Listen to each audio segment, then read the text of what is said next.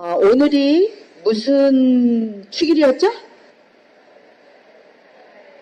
미카엘, 가브리엘, 라파엘 대천사인데요. 오늘 제가 10시 미사를 우리 본당에서 하는데 그 미사 봉헌한 분들이 또 너무 많더라고요. 그러면서 제가 묵상하기를 뭐를 묵상했냐면 우리 주변에 이렇게 라파엘, 미카엘, 가브리엘 천사들이 너무 많은 거예요. 이 중에 오늘도 미카엘 세 분 중에 계신 분은 손 좀 들어보시겠어요? 라파엘, 미카엘라 한 분이 안 계시나요? 아무튼 우리 음악부에도 가브리엘라 우리 자매님 계시죠? 그런 것처럼 이렇게 천사들이 우리 주변에 너무 많아서 참 행복한 우리들이다 라고 생각을 했습니다. 여러분들 안 그러십니까? 예. 그래서 오늘은 제가 이렇게 거창하게 감사와 찬양의 삶이라는 주제를 가지고 강의라기보다 여러분들 너무나도 잘 알고 있는 그러한 내용들을 함께 나누면서 함께 또 저의 이제 찬양했던 그 시절 벌써 20년이 넘었더라고요. 제가 동성철야에서 모르셨죠? 네. 그런 이야기들 이렇게 나눠가면서 한번 오늘 이 시간을 가져볼까 합니다. 먼저 주님의 기도로 시작 기도합니다. 성부와 성자와 성령의 이름으로 아멘. 함께 합성하십니다. 하늘에 계신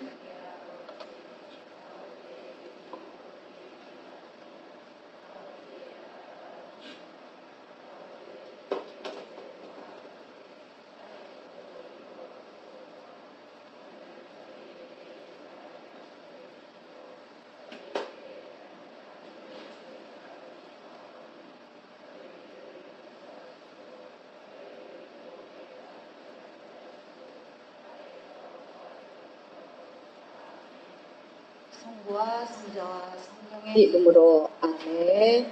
오늘의 명언이라는 것을 보니까는요.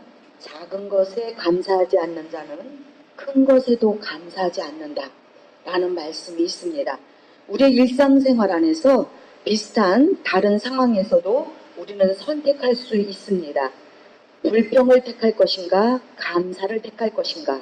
항상 불평하는 사람은 감사할 일에도 작은 불평을 하고 항상 감사하는 사람은 불평할 일도 감사합니다. 그렇죠? 예. 결국 불평하는 것도 습관이고 감사하는 것도 습관입니다. 그러니 감사를 습관으로 하루를 살 수 있다면 너무나 멋진 인생이라고 생각합니다. 아멘.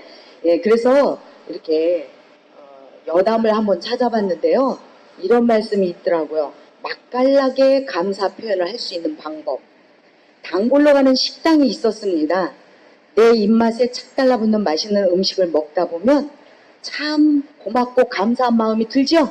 예. 그래서 얼마 전 식사 후에 포스트잇에 감사의 몇 글자 적어서 주방장에게 전달했습니다. 세종대왕 한글 창제 이후 먹어본 최고의 음식이었습니다. 참 감사합니다. 그리고 다음에 갔을 때에도 감사의 마음을 표현했습니다. 노아의 홍수 이후 이렇게 푸짐하게 먹어본 적은 처음입니다. 감사합니다. 그리고 며칠 전 식사를 다시 하고 있는데 그 주방장이 직접 몇 가지 맛있는 음식을 들고 와서 인사를 합니다. 이렇게 멋지게 칭찬을 해준 분은 처음입니다. 저는 이 우스갯소리로 하는 감사를 고리대금업이라고 말하려고 해요. 왜냐하면 되로 주고 말로 받으니까. 그렇죠? 표현하지 않는 사랑은 사랑이 아니라는 말이 있습니다. 그래서 저는 종종 표현하지 않는 감사도 더 이상 감사가 아니라고 생각해 봅니다. 물론 사랑도 감사도 가치가 있지만 표현하고 산다면 훨씬 멋지고 행복해지지 않을까요? 먼저 사랑하는 가족에게 이런 말부터 해보면 좋을 것 같아요. 추석 명절에 시부님 지금 말씀하셨잖아요. 그죠? 당신과 함께해서 늘 고마워. 함께 있어서 즐겁고 늘 감사한 마음이야. 이렇게 하실 수 있죠? 우리 철야 가족은? 예. 부끄러우시면 감사의 표현을 포스트나 뭐 이런 글로 이렇게 적어서 표현을 해보시면 참 좋을 것 같습니다. 우리 빈첸시오 신부님 맨 처음에 오셨을 때 지금도 하셨어요. 사랑합니다. 뭐 이렇게 하시면서 인사하실 때 아유 우리 신부님 왜 저러지? 난 쑥스러워 죽겠는데 막 이랬어요. 그런데 자꾸만 들으면 들을수록 너무 다정하고 그런 말 인사하는 것처럼 우리들이 정말 서로에게 사랑할 수 있고 감사할 수 있고 고마울 수 있다라는 거를 저는 요즘에 와서 더 많이 느낍니다. 그래서 우리 빈첸시오 신부님 여기 계셔서 그런 말씀하시고 강복 주시면 이렇게 말씀드리면 죄송하지만 귀여우세요. 그래서 참 사랑한다고 저도 우리 신부님한테 고백하고 싶은데 다시 한번 옆에 분들한테 그 우리 빈첸시오 신부님 방법으로 인사를 진하게 해보십니다. 사랑합니다. 감사합니다. 고맙습니다. 사랑합니다. 고맙습니다.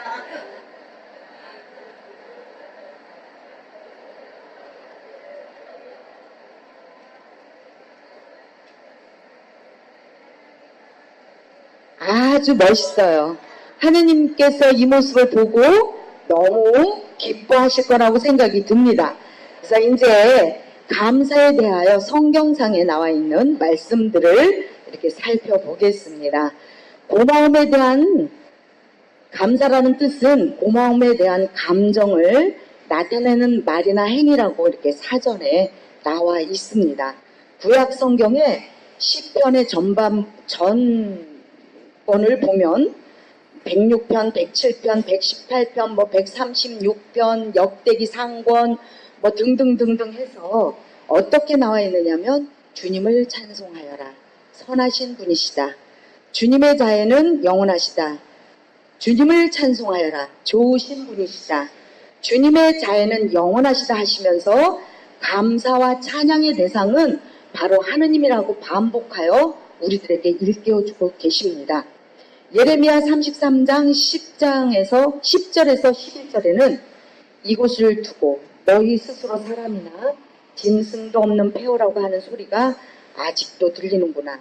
그러나 사람이나 주민이나 짐승이 살지 않던 유다의 성읍들과 예루살렘의 거리마다 기쁜 소리와 즐거운 소리, 신랑 신부의 소리와 만군의 주님을 찬송하여라.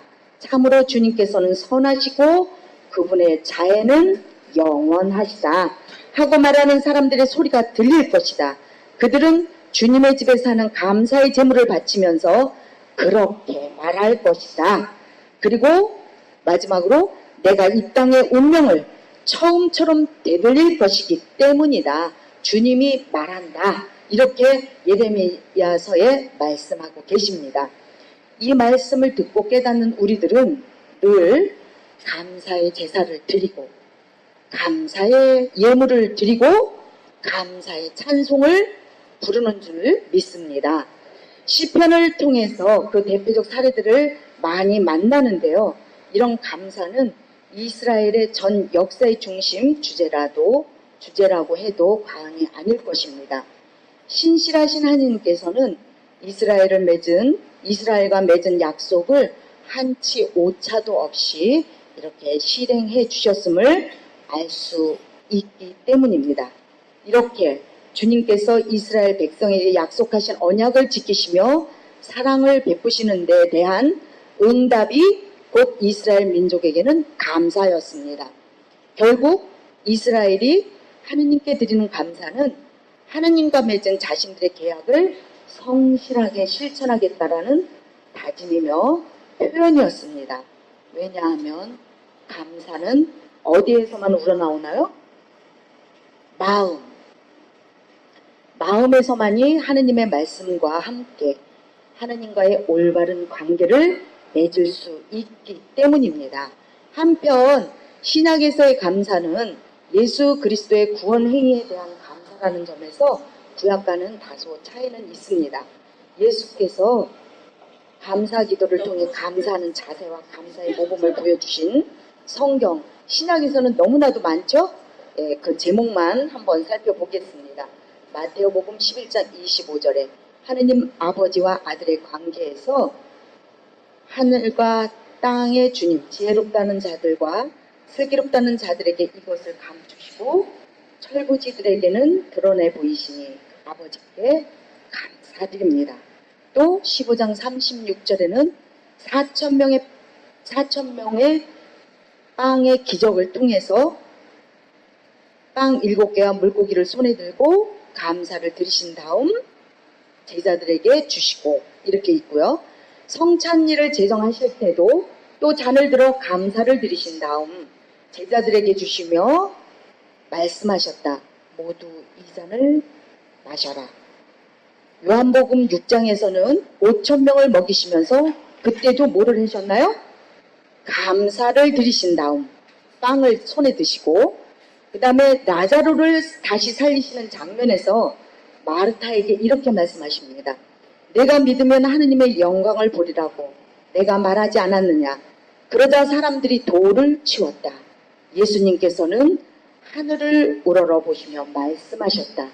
아버지, 제 말씀을 들어주셨으니 아버지께 감사드립니다. 이렇게 말씀하시고 또 고린도 1서에는 감사를 드리신 다음에 또 이는 너희를 위한 몸이다. 최후 만찬에서 하시는 말씀처럼 우리 성찬에 제정하시는 이 말씀을 이렇게 감사의 표현을 많이 말씀하셨어요. 이렇듯 믿음 생활에서 감사가 얼마나 중요한 것인지를 여러 비유와 사례를 통해서 이렇게 가르쳐주고 계십니다. 심지어 사도 바오로는 이방인들의 죄악을 지적하면서 구원의 하느님을 영예롭게 하지도 않고 감사치도 않는다고 로마서 1장 21절에서 경고하고 계십니다. 우리에게도 감사의 생활을 안 하는 분들에게는 끊임없이 경고의 말씀을 주시는데 우리들이 깨닫지 못하고 이렇게 살아갈 때가 너무나 많죠. 우리 일상생활 안에서. 그러나 이 철야재단에 모이신 분들은 아닐 것이라고 저는 믿습니다. 감사하고 감사해서 이 철야재단에 나오신 줄로 믿습니다. 구원받은 우리들, 은혜받은 우리들의 삶은 모두가 곧 하느님께 감사를 드리는 일이라고 성경에서 말씀하셨듯이 바오로 사도 역시 데살로니가 교인들을 향해서 모든 일에 감사하십시오 라고 권면합니다. 그리고 동료들에게 하느님께 감사하는 자가 되라고 에베소서 5장 4절에서도 추잡한 말이나 어리석은 말이나 상스러운 농담처럼 온당치 못한 것들도 마찬가지입니다. 여러분은 어떤 말만 하라고 말씀하셨나요? 감사의 말만 하라고 했습니다. 그리고 골로사이서 3장 15절에도 한 몸 안에서 평화를 누리도록 부르심을 받았습니다. 감사하는 사람이 되십시오. 감사하는 사람이 되십시오. 여러분들 감사하는 사람이 될 줄로 믿습니다. 그렇게 실천하고 있는 우리들이 이 여기에 모여서 감사의 찬양을 올려드리는 줄로도 믿습니다. 또한 고린도 1서 15장 57절에는 주님께서 이렇게 사도 바오로께서 이렇게 말씀하셨습니다.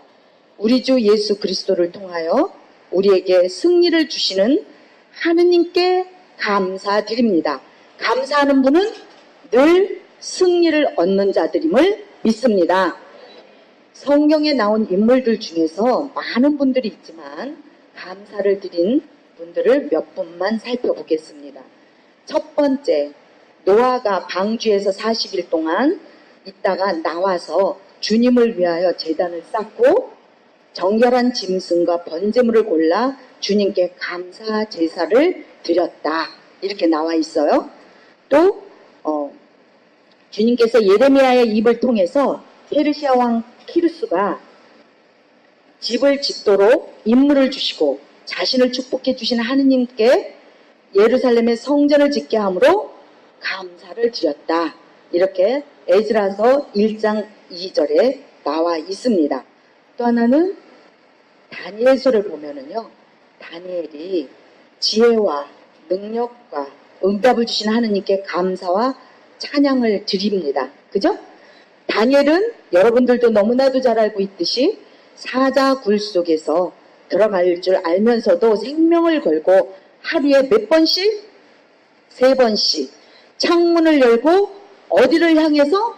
예루살렘 성전을 향해서 하나님께 기도와 감사를 드렸기 때문에 사자굴에서 살아나오는 역사가 이루어졌습니다. 우리들도 이런 기적을 맛보고 사는 사람들이라고 믿습니다. 신약에서도 많은 분들이 많지만 저는 이렇게 성서를 보다가 누구를 보았느냐면 시메온과 한나를 보게 되었습니다. 2월 2일 날이 되면 봉헌축일이 있잖아요. 그날 꼭 읽는 이 복음입니다. 루카복음 2장 38절. 한나가 아기 예수님을 만난 후에 하느님께 감사하였습니다. 한나가 몇 살까지 사셨다고 그랬죠? 84세. 과부가 몇 년 동안이냐면 시메온하고 7년 동안 살다가 과부 생활을 그렇게 오랫동안 했어요. 혼자 사시기 얼마나 힘들었을까요? 그죠? 그럼에도 불구하고 성전에 와서 늘 기도하고 단식하고 이랬던 사람이기 때문에 한나는 여자 예언자로 이렇게 살고 있었습니다. 이 세상에 한 아기 예수를 이 세상에 이야기한 것이 아니라 허물어져가는 예루살렘을 다시 세워주실 구세주 예수 그리스도를 한나에게 보여주신 것입니다. 한나는 예루살렘의 속량을 기다리면서 기도와 단식으로 세상 종말의 구원을 준비하고 있던 사람인데 그녀는 성전에 들어갔다가 엄청난 은총의 순간을 목격합니다. 그래서 그녀는 하나님께서 자신에게 베풀어 주신 그 은총에 감사를 드렸고 아기 예수님 구세주를 본 후에 계속적으로 감사를 드리고 예루살렘의 속량을 기다리는 사람들을 만날 때마다 이 아기에 대해서 이야기했음을 우리는 짐작해 볼 수가 있습니다. 그렇다면 여러분들도 이것이 바로 무엇이냐면 기쁜 소식의 복음 선포하는 그러한 모습입니다. 여러분들도 이곳에 오셔서 말씀을 통해서 찬양을 통해서 기도를 통해서 미사를 통해서 예루살렘의 속량을 위해서 우리 모두도 기도하고 있는 줄로 믿습니다. 예루살렘은 우리 이 성전이기도 하지만 우리 믿는 사람들의 있는 곳이기도 하지만 지금은 우리나라에서 지금 우리나라를 위해서 기도하라고 아까도 우리 신부님 말씀하셨잖아요. 그런 것처럼 우리들이 이 전쟁이 일어나지 않도록 우리들이 부르짖고 기도할 때에 구세주 예수님께서 우리 모두의 그 소망을 이루어 주실 줄로 저는 믿습니다. 그래서 당신 백성을 위한 하느님의 결정적인 구원과 메시아의 해방을 말씀하시는 것입니다. 그래서 주님께서 당신 백성을 위로하시고 예루살렘을 구원하셨다라는 이사야의 말씀이 이루어졌고요. 기쁜 소식을 전하는 시온아 높은 산으로 올라가서 거기에서 하느님께서 함께 할 수 있도록 함께 계시다라는 것을 이 한나는 이야기하고 다녔습니다. 성무일도에서 하루를 마치는 기도, 끝기도에 시메온의 기도가 나옵니다. 여기에서 시메온이 뭐라고 말을 했느냐 하면 주님 이제야 말씀하신 대로 당신 종을 평화로이 떠나게 해주셨습니다. 제 눈이 당신의 구원을 본 것입니다. 이는 당신께서 모든 민족들 앞에서 마련하신 것으로 다른 민족들에게는 계시의 빛이시며 당신 백성 이스라엘에게는 영광입니다. 라고 잠자리 끝기도 마침의 시간까지 우리 일생이 다 끝나서 예수님을 만나러 갈 때까지 우리는 이렇게 기도를 해야 되고 복음 선포를 해야 되는 13번째 제자들인 줄 믿습니다. 한나는 아기 예수님이 이스라엘 백성의 구원을 성취하시는 메시아이심을 알아보고 이렇게 많은 말씀으로 선포하고 감사 기도를 올렸습니다. 신앙의 열매를 맺고자 하는 분들은 이 두 분에게서 배워야 합니다. 희망의 믿음은 기다림으로 연결되어 있며 포기하지 말고 어려움이 있어도 절망하거나 포기하지 말고 감사하며 주님께 나아가는 삶으로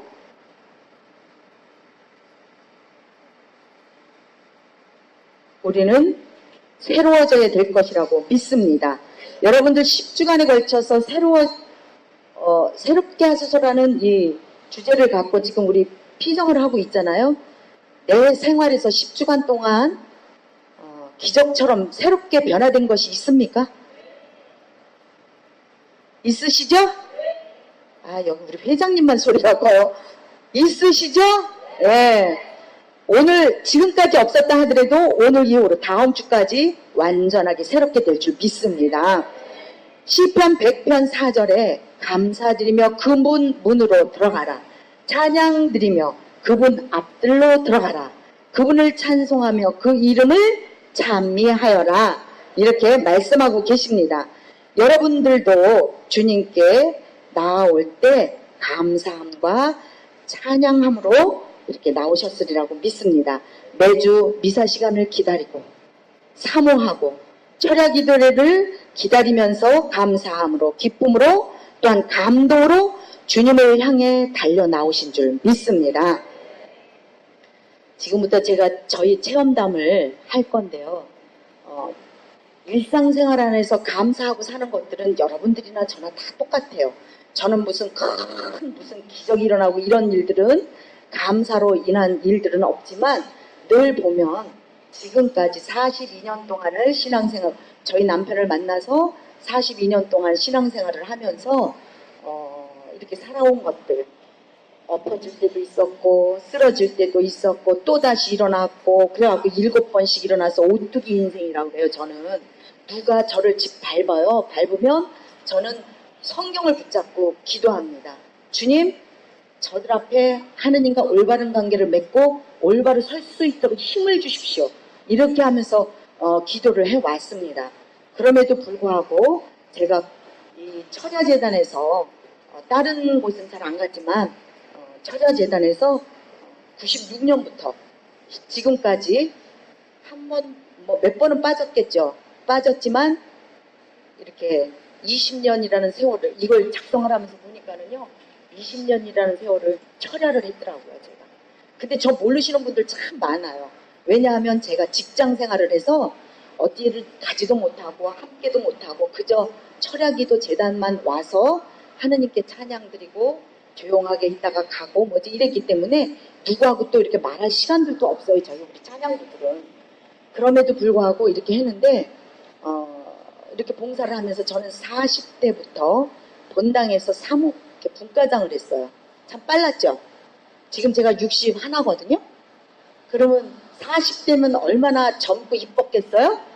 지금도 이쁜데? 근데 그때 그랬는데 그렇게 할 때 어땠냐면 저희 남편의 사업이 실패를 해서 50만 원 가지고 다시 시작을 했습니다.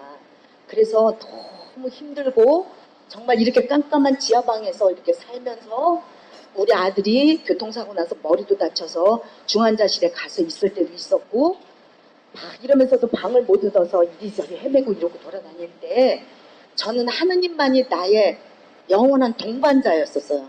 동행자였고 그렇게 힘들면서도 직장 생활을 하면서 이렇게 철야재단을 나왔고 또 봉사를 본당에서도 하라고 그러면 예 하겠습니다. 그래서 책임감이 얼마나 강한지 몰라요.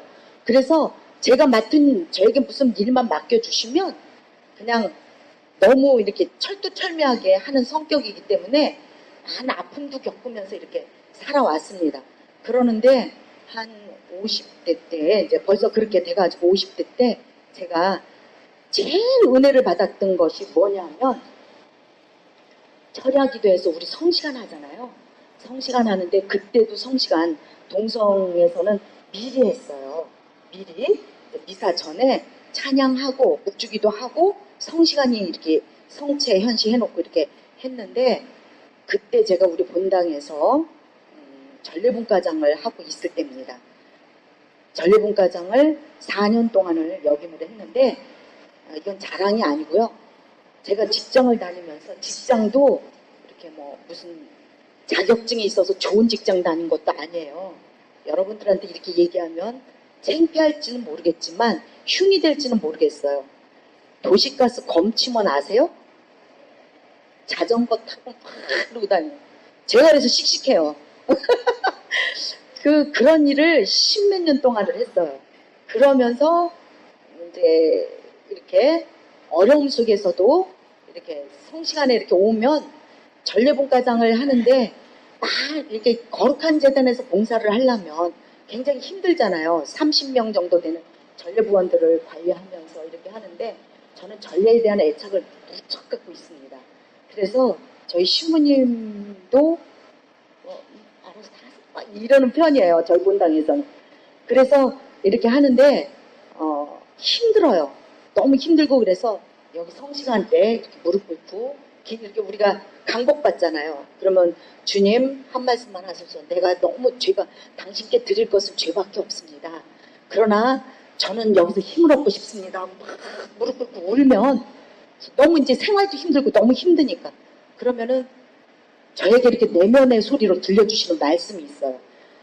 루시아야, 거룩한 재단에서 네가 봉사를 하려면 어디서 힘을 받아야 되니? 다른 데서 받지 못하잖아. 여기서 받아라. 여기서 받아서 거룩한 재단에 가서 그 거룩한 네 입술에다가 숯불을 올려줄 테니 성령의 그 성령이잖아요. 그거를 올려줄 테니 가서 여기서 힘을 받아서 그 봉사를 하여라. 너에게는 그런 은사가 있다. 이러면서 제 말인지는 모르겠지만 그렇게 위로를 받고 성시간을 좋아했어요. 그래서 그 전에 조기현 회장님한테 회장님 저 그만둘래요. 내가 막 이랬더니 아니야 루시아 철야에서 은혜 받았으면 철야로 끝나야지. 그래서 저는 철칙으로 믿고 있어요 그거를. 그래서 이렇게 하면서 감사하면서 이렇게 바쁜데도 좀 늦게 올 때도 있어요. 막 동성고등학교는 악기 정리하고 막 이래야 되잖아요.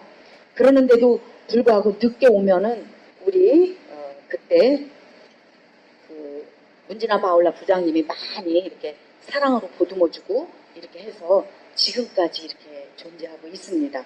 조금 있다가 다른 거는 또 찬양학교에 대해서 제가 말씀을 드릴 건데 그거는 다음에 말씀을 드릴게요. 이러면서 감사함을 갖고 어떤 물질적으로나 뭐 어떤 것으로는 이렇게 감사하지 못했지만 이렇게 내가 이렇게 살아갈 수 있음에 호흡할 수 있음에 감사드리면서 이렇게 지금까지 봉사 생활을 하고 있습니다.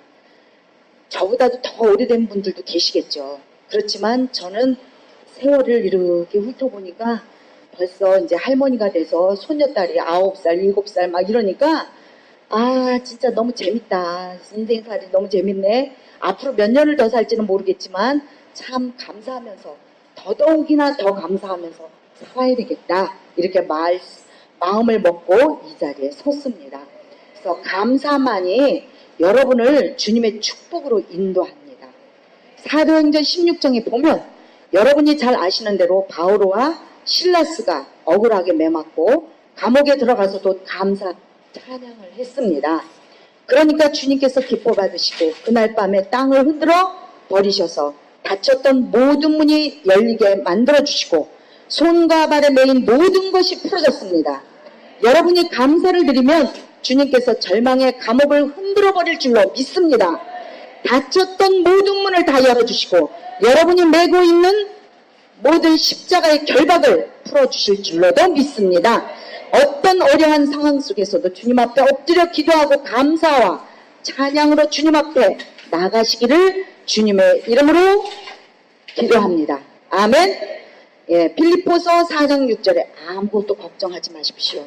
어떠한 경우에도 감사한 마음으로 기도하고 간구하며 여러분의 소원을 하느님께 아뢰십시오.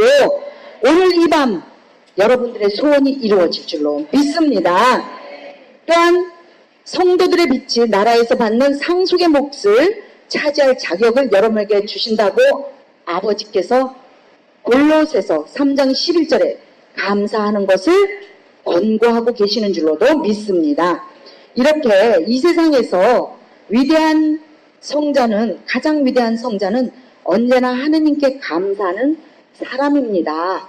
라는 명언도 있듯이 가장 위대한 사람, 모든 일에 감사하는 사람 우리들인 줄 믿습니다. 기도도 하고 사랑 실천도 하고 봉헌도 많이 하고 다 칭찬받을 만한 일이지만 가장 귀한 것은 하느님께로부터 받은 은혜를 여러분의 일생에서 넘치는 감사의 기도를 바치는 것, 이것이 가장 큰 위대한 성자임을 믿으시기 바랍니다. 이렇게 우리들에게 좋은 감사의 말씀을 이렇게 성서상에서 이렇게 찾아보니까는요, 너무 많아요. 제가 새롭게 하소서 9주간에 제가 감사와 찬양의 삶에 대해서 강의를 하라고 회장님한테 말씀을 이렇게 들을 때 제 앞에 다 대선배님들이잖아요. 그죠? 대선배님들이고 강의도 너무 많이 오랫동안 잘하시는 분들이 했는데 이 쫄짝아 가서 어떻게 하지? 그래서 떨었어요, 사실은. 그래서 어떤 걸 말씀을 드려야 되는 거지?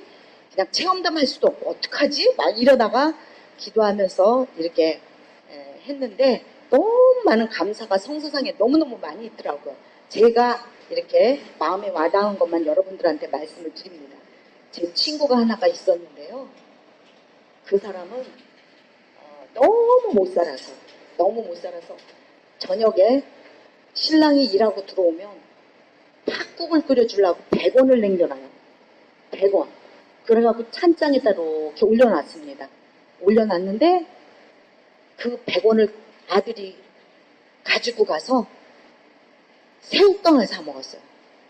새우깡을 사 먹었더니 그 아들이, 그 엄마가, 우리 그 친구가 그 아들을 데리고 와가지고 아빠 일하고 들어오면 팥국 끓여줘야 되는데 네가 그걸 먹었다 그러면서 입을 막 새우깡 내놓으라고 얼마나 화가 나면 입을 찢었어요. 그래서 여기서 피가 나고 그랬는데 이분이 얼마나 이렇게 감사 기도를 잘하시는지 몰라요. 어느 정도냐 하면 여러분들 압력밥솥이 밥이 될 때 어떻게 해요?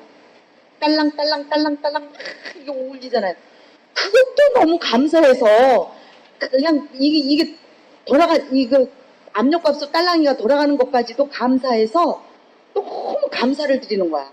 또 감사가 너무 저기 하니까 세탁기 돌아가는 것도 감사, 모든 것이 감사했어요. 그 친구는 모니카라는 친구였는데 그러면서 남편의 발을 씻겨줘서 감사하고 아무튼 이렇게 되다 보니까 몇 년 사이에 물질의 축복도 어마어마하게 받아가지고요. 지금 저 화성에다가 이렇게 전원주택 지어놓고 살고 있어요. 그래서 그러한 감사를 저도 배워야 되겠다 하면서도 잘 안 되는 게 인간입니다. 그런 친구를 뒀음에도 잘 안 돼요. 그래서 여러분들도 모든 일에 감사하는 사람이 되시기를 바랍니다. 축복은 감사의 문으로 들어와서 불평의 문으로 나간다 합니다. 왜냐하면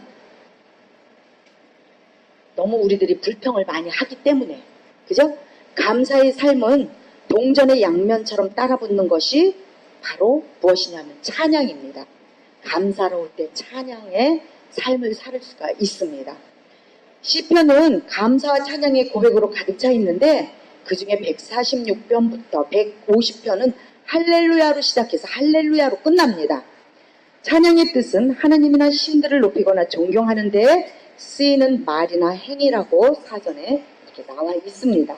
시편은 찬양으로 가득 차 있으며 특히 113편에서 118편은 찬양 시편이고 신약 성경의 구원에 대한 찬양이 대부분이기도 하지만 찬양의 대상은 하느님이며 그분의 이름입니다.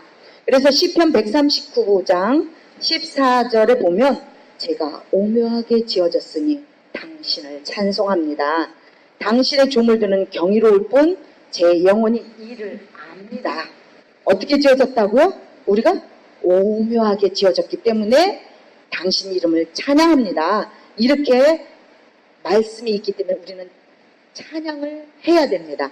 하느님께서 우리를 창조하신 목적은 우리를 구원시켜서 당신의 영광을 위하여 찬양하고 감사하라고 우리를 창조하셨다고 합니다.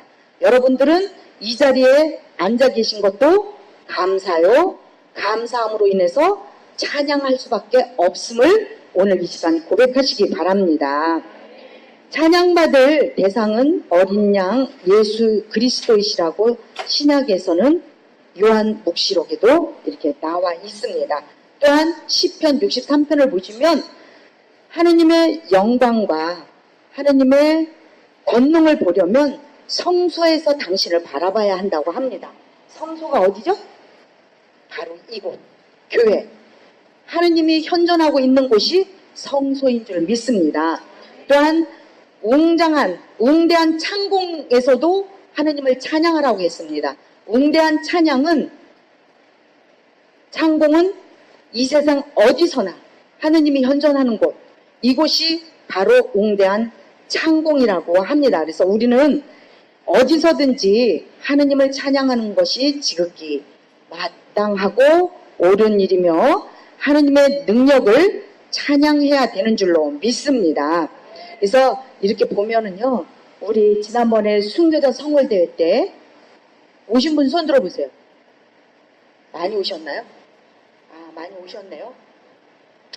저는 그날 이제 회장님들이 찬양도 좋았고 모두 좋았고 다 좋았다고 하는데 찬양할 때 그렇게 감사할 수가 없어요. 그냥 그 자리에 서 있는 그 자체가 감사하고 찬양하면서 내 안에 있는 모든 어두움들, 나의 어떤 희망, 나의 어떤 지향 이런 거를 찬양하면서 하기 때문에 아마 보시면서 제 동작을 보면 동작이 제일 클지도 몰라요. 손 이렇게 안 올리고 해요. 저는 그 이튿날 여기가 다 아프더라고요.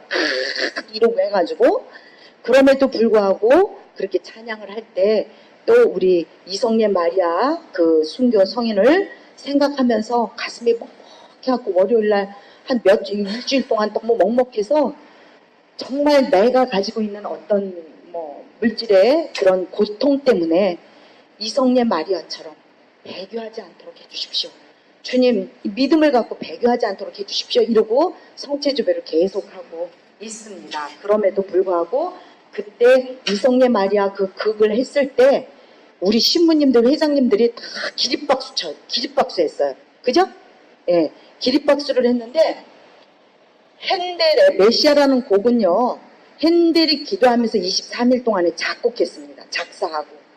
유명한 곡 알죠? 부활 때나 성탄 때 막 할렐루야 막 이거 하는 거 있죠. 그 곡을 1부, 2부, 3부로 이렇게 만들었는데 그 곡이 너무너무 어마어마하니까 거기에 저기에서 공연을 하게 됐는데 할렐루야가 나올 때 거기에 구강까지 감동할 자리에서 일어났습니다. 자리에서 일어났고 그것이 관례가 돼서 할렐루야 곡이 나올 때 모두 기립을 해서 그 찬양을 듣습니다. 그 곡을 듣는데 하물며 인간이 만든 이 곡도 이렇게 기립을 해서 물론 유명한 명곡이죠. 그렇게 하는데 하느님을 찬양하고 할 때 여러분들 그냥 이렇게 우리 찬양분과 이렇게 하잖아요. 하면은 아유 쟤네들 어떻게 하나. 요즘은 좀 덜 하시는 것 같아. 아 제가 잘하나? 못하나? 저 팀이 잘하나? 오늘은 왜 저 사람이 안 나왔어? 뭐 어쨌어? 이러면서 평가하고 계시지는 않죠? 않죠? 기립박수 쳐주시기 바랍니다. 나중에는 어떤 마음에 드는 곡들이 있으면 이렇게 온 마음으로 찬양하면 천국의 유업도 주심을 우리는 믿으시기 바랍니다. 다윗은 하느님의 현존을 상징하는 계약궤가 되찾아 들어왔을 때 온 마음으로 기뻐하며 바지가 벗겨진 줄도 모르고 춤을 추고 그랬습니다. 그때 누가 비난했나요? 아내가 비난했죠? 지금 나가시면서 우리 김대웅 빈첸시오 신부님이 율동부 보시니까 너무 기쁘신가 봐. 가면서 저한테 뭐라 그러는지 아세요? 건강해서 저렇게 하니까 얼마나 좋아. 그치? 이러고 가셨어요. 그러니까 아무튼 율동부를 참 사랑하시는 것 같아서 아주 좋습니다. 그래서 이렇게 아내가 비난했지만 다윗은 하느님 앞에서 춤춘 것이라고 했고 모든 찬양 시간에 우리도 다윗처럼 전심으로 찬양해야 될 줄로 믿습니다. 제가요 이렇게 150편 6절에 우리 시편에 보면은 마지막으로 숨 쉬는 것 모두 주님을 찬양하여라 할렐루야 이렇게 나와 있습니다. 이 말씀은 시편 전체의 결론입니다. 생명 있는 모든 존재와 모든 피조물 하느님을 찬양해야 되며 모든 것이 하느님의 섭리의 찬양인 것입니다. 그래서 자연의 소리, 파도 소리, 천둥 소리 이 모든 것들이 합쳐서 주님께서 창조하셨기 때문에 그 천하 만물들이 다 주님을 찬양할 때 하물며 우리 인간은 어떻게 찬양해야 돼요? 예? 어떻게 찬양해야 됩니까? 네. 네. 아멘. 네. 그렇게 해야 될 줄로 믿습니다. 그러면 우리 음악부에서도 성서에 보면 자바라로, 수금과 비파로, 그죠? 예, 시편금으로 우리 준비해서 이렇게 잘하고 있잖아요. 여기 우리 오빠들이랑 우리 젊은 우리 동료들을 보면 참 흐뭇하고 좋아요. 그래서 이런 마음으로 우리 전심으로 찬양할 때 우리의 찬양이 하느님 전에 올려져서 이 철야제단에서 기도하는 모든 것들이 주님 전에 올라서 그 기도가 30배, 60배, 100배의 축복으로 바뀌어지는 줄로도 믿습니다. 그래서 우리는 어떤 상황에서도 전심으로 찬양함으로써 많은 능력을 받아 마음의 치료를 받고 질곡의 세월을 이길 수 있게 해주시며 새롭게 해주실 줄로도 믿습니다. 그래서 이제 지금부터는 저의 체험담을 또 하는데요. 찬양 시작했던 시절부터 이제 얘기를 하겠습니다. 저는 성가대에서 솔로도 했었어요. 그래서 이제 이렇게 150주년 기념, 왜 우리 교황님 오시고 그랬었잖아요. 여의도 거기 그때 불려나가서 이제 이렇게 하고 그랬었는데 이제 남편이 사업을 하다가 땅을 팔아다가 사업을 하니까 50만 원 남겨놓고 다 쫄딱 아까 했다고 그랬잖아요. 땅을 팔아다가 하니까 안 되더라고요. 지금처럼 좀 똑똑했으면 그때 안 했을 텐데 그때는 너무 어리고 그래서 이런 걸 잘 몰랐어요. 그럼에도 불구하고 성가대를 하면서 이제 당산동으로 이사를 갔어요. 당산동에서 영세를 했는데 당산동에 다시 왔어요. 아이 둘을 이제 이렇게 낳고 그래갖고 데리고 이제 이렇게 왔는데 거기에서 내가 살기 위해서 내가 너무 힘드니까 너무 힘든데 남편이 사업에 실패하다 보니까 어디를 갈 수가 없어요. 그러다 보니까는 제가 대모님 남의 말 잘 듣거든요. 귀가 얇아서 그렇지만 잘 듣는데 우리 저희 대모님이 남편은 돈 못 벌어오면 안 되니까 돈 벌어오라고 막 잔소리를 해야 된대요. 그래서 잔소리를 했어요. 그랬더니 저희 남편이 자기 분야하고 다른 프레스 공장을 갔어요.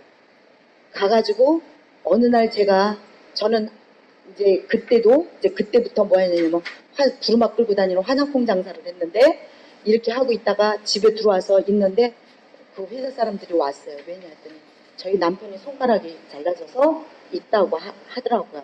그래서 이제 쫓아갔어요. 쫓아갔더니 저희 남편이 마취해서 깨면서 저한테 하고 싶었던 말들을 막 욕을 하면서 하는 거예요.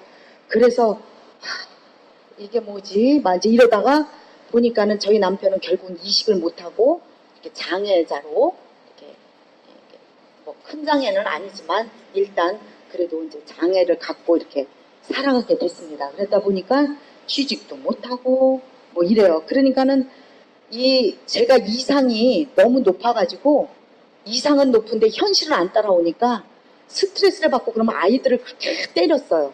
때리고 막 이러다가 보니까는 그것에 이제 고백성사를 봤더니 시모님이 그러지 말라고. 제가 뜨개질 굉장히 잘하거든요. 저 못하게 생겼죠? 근데 제가 음식도 잘하고 뜨개질도 잘해요.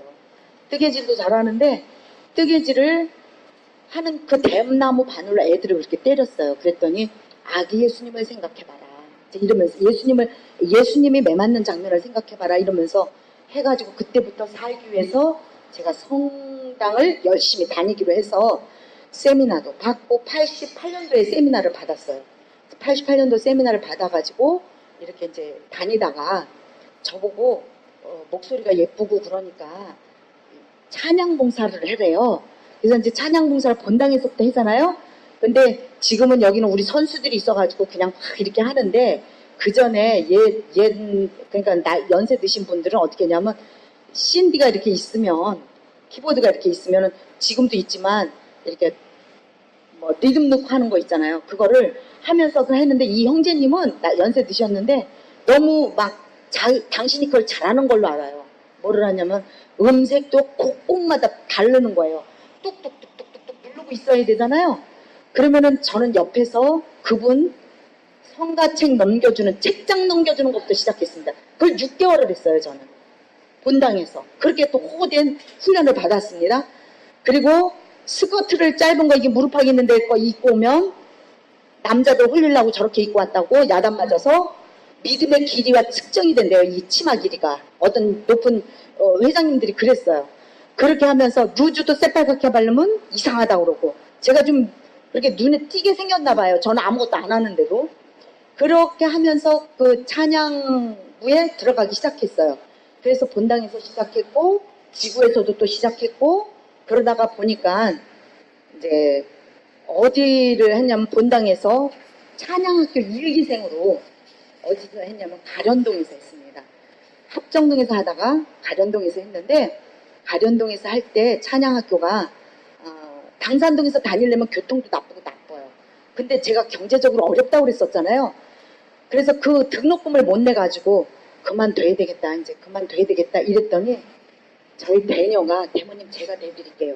이래가지고 이렇게 같이 다닌 세월이 2년이었어요. 1기생은 2년 다녔습니다. 그래서 찬양학교를 이렇게 다녔는데, 여러분들 그 지금 우리들이 잘하고 있는 셀라, 장세용 씨 곡이 있죠. 셀라, 뭐 천국의 구원, 샬롬 뭐 이렇게 만드신 그 우리 장세용 선생님이 계십니다. 그분이 기타반이었고 1호팀의 유기창 요셉 씨가 성악반이었어요. 그랬는데 바울라 씨가 나보고 나 기타 배운다고 그랬더니 성악을 해야 된다고 그러면서 성악반으로 가라고 그랬어요. 그래서 나 기타 배우고 싶은데, 그때 기타 배웠으면 지금 이렇게 있지도 않을 거예요, 아마. 근데 그래갖고 성악반으로 왔어요. 와가지고 이제 이렇게 오랫동안 그 선생님하고 이렇게 배우고 뭐하고 하다가 보니까 장세용 그 요셉 선생님께서 저를 부르더니 뭐라 그러냐면, 루시아, 유기창이를 따라다니면 성공 못해. 그러니까 나 따라 꽃동네로 와. 이러셨어요. 근데 저는 의리가 있거든요. 그래서 아니요, 전 한 번 영원한 선생님은 저희 영원한 선생님이에요. 그래서 한 사람이 남아도 저는 우리 선생님 지킵니다. 내가 이런 거 안 따라갔어요. 근데요, 장세용 씨 따라갔던 사람들은 다 안 하고, 저는 찬양분과에서 찬양국가장 4년을 했습니다. 어떻게 성공한 겁니까? 누구를 성공했다라기보다 이렇게 찬양학교의 그 기반이 돼서 지금까지 이렇게 봉사를 하고 있어요. 그럼에도 불구하고 찬양 봉사를 하면서 제가 겪어야 했던 일들, 맨 처음에 갑산성암이 왔습니다. 5년 전에. 5년 전이죠. 5년 전에 갑산성암이 와서 오신부님한테, 오세만 신부님한테 저 못하겠습니다. 목도 가라앉고 실력도 없고요. 저는 이래서 못하겠습니다. 라고 말씀을 드렸어요. 그랬더니 목소리가 안 나올 때까지 해. 메주고리에 가서 하나님께, 이제 성모님한테 메시지 받아갖고 왔잖아. 제가 받아온 메시지가 뭐냐면 무엇이든지 그가 시키는 대로 하여라. 이거였어요. 근데 꼼짝도 못하고 어떡하지? 그럼에도 불구하고 경제적인 건 그때나 지금이나 똑같아요. 제가 이불 장사를 하고 있음에도 불구하고 지금도 안 돼요. 요새 됩니까, 장사? 안 돼요. 오늘도 어떻게 해요, 주님? 어떻게 해요? 이러는데 더도 덜도 아닌 조금 내가 예수님께 매달릴 수 있을 만큼만 주셔. 그래서 예수님 막 이제 이러면서 오늘도 그러고 왔는데, 그때 오신부님 말씀을 듣고 알았습니다 이렇게 했는데, 나 도저히 찬양학교도 해야 되고 여기서 다시 이렇게 해야 되면은 못하겠다. 그랬더니 우리 총무 어디 있어요? 우리 총무. 예, 저기 김영애 요한나. 이 실명 걸어놔서 죄송하지만 실질적으로 아르시라고 말씀을 드리는 거예요. 그 우리 요한나 자매가, 언니는 그냥 가만히 앉아서 시켜. 그럼 내가 다 할게. 이래줬어요. 그래서 내가 이따가 알았다. 그렇게 하면서 우리 유기창 요셉 씨가 어떻게 했냐면, 그 부장님이 그분이 찬양분과장을 4번을 하신 분인데, 서울교구에서 4번을 하신 분인데, 그분이 선생님 저 좀 도와주세요. 제가 찬양분과장이니까 차장으로 들어오셔서 저 좀 도와주세요. 그랬더니 기어이 하지. 이러고 그렇게 겸손한 마음으로 연세도 있으시고 그런데도 그렇게 해주셨습니다. 그랬는데 제가 이제 갑상선 암이 이렇게 됐잖아요. 걸려가지고 목소리가 안 나와서 어떡하지 막 이러다가 다시 하느님께 이제 요청을 하면서 저 찬양하고 싶습니다. 저 찬양하고 싶습니다. 주님, 이 목소리 가지고 저는 이 봉사를 해야 돼요. 이러면서 조건적인 기도를 했어요. 그래서 저 이 목을 낫게 해주세요. 이 목소리 나오게 해주세요. 이랬는데 소프라노 음이 가면, 그전에는 소프라노가 라까지 올라갔었는데 지금은 거기까지는 못 올라가요. 그럼에도 지금 또 저음을 이렇게 조금 이렇게 하게 해주셔서 그렇게 요즘에는 성가를 해도 편안하게 할 수 있는 그러한 사람으로 바뀌었습니다. 그러면서 이렇게 하고 있는데 무엇이 생겼느냐 하면 3년 전에 디스크 4번, 5번이 파열이 됐어요. 4번, 5번 파열이 됐는데 이건 정말 못해요. 여기서 저기까지만 가도 5번, 6번은 쉬었다가 가야지 돼요. 그런데도 이걸 어떻게 해야 되나 그랬더니 또 우리 총무가 그때 또 힘을 줬습니다. 그때도 또 그렇게 힘을 줘서 했는데 제가 여기서 찬양할 때 여러분들이 볼 때는 다리 흔든다고 볼지 모르지만 허리가 아프면 어떻게 하는지 아세요? 잠미 이러면서 해요. 제가 그렇게 하고 하는데 우리 이렇게 하면서 지금까지 올 2월달까지 찬양분과장의 역할을 잘하고 찬양학교도 2년 동안 이용현 신부님과 함께 잘 마무리를 했어요. 하고 지금 우리 찬양분과장님이 미남으로 잘생긴 우리 신재호 분도시죠? 예. 그러는데 저분이 저보고 뭐라 그러냐면 아유 나 이제 그만둬야지. 이제 그만둬야 되겠다. 그동안 했으니까 됐지. 이러면서도 이제 그만두려고 마음을 먹고 있는데 저희 본당 성시간에 예수님께서 저에게 묵상으로 주시는 게 뭐냐면 내 입술과 내 마음을 나에게 다오. 그러면서 나는 너를 너무 사랑하고 있기 때문에 네가 어떤 시련을 겪고 있어도 내가 더 이상 힘든 시련을 주지 않겠다. 내 사랑으로 너는 봉사를 하여라. 귀찮아하지 말고 해라. 이러라고 말씀을 주셨어요. 그래서 그 말씀을 듣고 있는데 우리 분과장님께서 날 보고 저보고 하는 소리가 찬양분과 차장으로 봉사해 주시면 안 되겠습니까? 이래요. 얼씨구나 좋다 하고 제가 좋다 합시다 이래가지고 했는데 우리들 모습 좋죠? 우리들 모습 좋죠?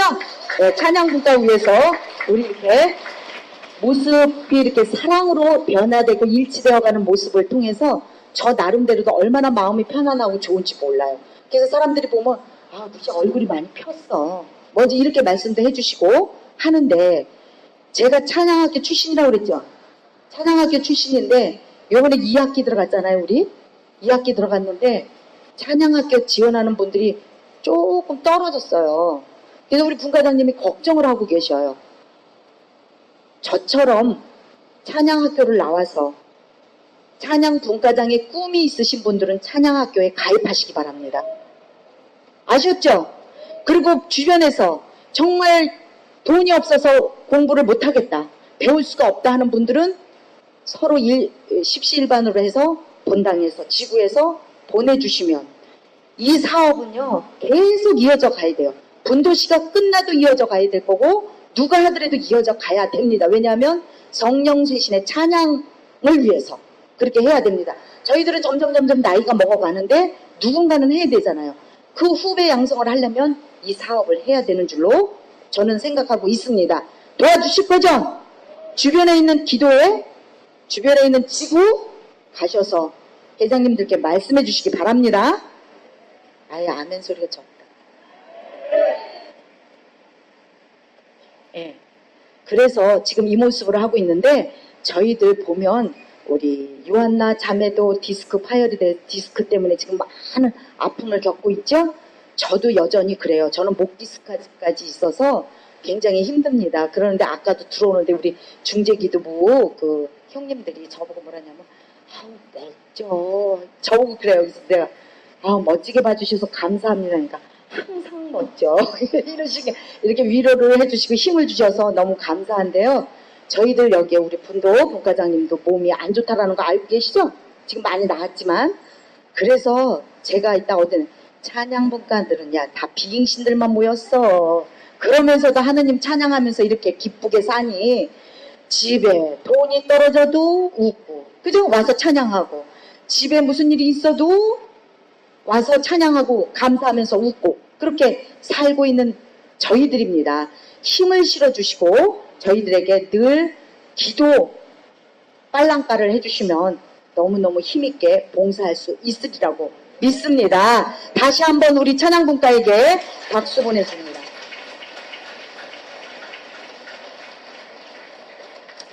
이렇게 찬양을 하게 되면 축복이 따르는데요. 메마른 영의 마음과 영혼의 밭을 옥토로 바꿔주시고 마음을 열고 주님을 사랑하면 우리 마음과 영혼 안에 큰 기쁨을 줍니다. 그 기쁨은 우리 영혼과 육신을 큰 축복으로 변화시켜 주실 것이라고 믿습니다. 둘째, 전심으로 찬양할 때 성령님이 함께 오셔서 놀라운 영적 부흥을 일으키시고 희망을 갖게 해주시는 줄로 믿습니다. 찬양 중에 저장하시는 주여라는 말씀처럼 하느님의 영이 임하시어 거룩함으로 경배할 수 있게 되고 하느님께서 하느님의 영이 우리 모두를 있는 그대로 다스려 주실 줄로도 믿습니다. 또한 셋째는 찬양하는 공동체는 언제나 하느님과 하나가 됩니다. 사도행전에 그들은 날마다 한 마음으로 성전에 열심히 모이고 이 집 저 집에서 빵을 떼어 나누었으며 즐겁고 순박한 마음으로 음식을 함께 먹고 하느님을 찬미하며 온 백성에게서 호감을 얻었다. 주님께서는 날마다 그들의 모임에 구원받을 이들을 보태어 주셨다. 이 말씀처럼 성령님이 오셔서 교회 공동체를 하나로 묶습니다. 찬양은 우리를 통해 일하실 하느님의 축복을 경험하는 통로가 되시는 줄로 믿습니다. 이 처야 재단이 바로 그렇게 되어질 줄로 저는 믿습니다. 여러분들도 믿으시면 큰 소리로 아멘이라고 응답해 주시기 바랍니다. 고난이 있으십니까? 새로움의 은혜를 얻고 싶으십니까? 우리를 모세의 노래를 살펴보면 430년 동안 이집트 종살이에서 해방된 그들을 볼 수가 있습니다. 병거를 타고 홍해바다를 건널 때 주님께서 함께 하셔서 그 많은 병거들이 물속으로 갈대바다에 빠졌습니다. 그런 것처럼 주님께서는 밤낮으로 행진할 수 있도록 우리들 앞에 서서 가시며 낮에는 구름 기둥 속에서 길을 인도하시고 밤에는 불 기둥 속에서 그들을 비추어 주실 줄로 믿습니다. 구름 기둥으로 인도하실 때 우리 모두 이 천막 안에 계심을 믿으십시오. 이 성소 안에 계심을 믿으십시오. 어두운 밤에 힘들고 어렵다 하더라도 우리에게는 성령의 불기둥으로 우리를 인도해 주셔서 날마다 승리의 삶을 살도록 만들어 주실 줄로 믿습니다. 우리 모두 마음을 다해서 주님께 모든 것 맡겨드리면서 승리의 삶으로 나아갈 때 시편 23편 다윗왕의 신앙 고백처럼 주님은 나의 목자시니 나는 아쉬울 것 없어라. 푸른 풀밭에 나를 쉬게 하시고 잔잔한 물가로 나를 이끄시어 내 영혼의 생기를 돋워 주시고 바른 길로 나를 이끌어 주시니 당신의 이름 때문이여라 라고 우리 모두 고백할 줄로 믿습니다.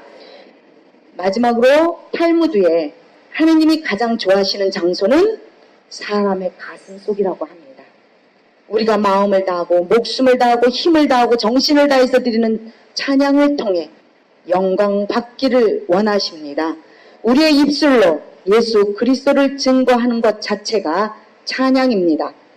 그러므로 우리는 예수님으로 말미암아 항상 찬양의 제사를 기쁘게 드려야 될 줄로 믿습니다.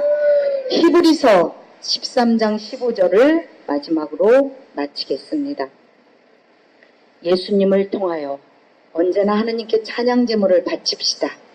그것은 그분의 이름을 찬미하는 입술의 열매입니다. 이 세상 살아있는 동안 끊임없이 영원토록 찬양을 끊임없이 해야 될 줄로 믿습니다.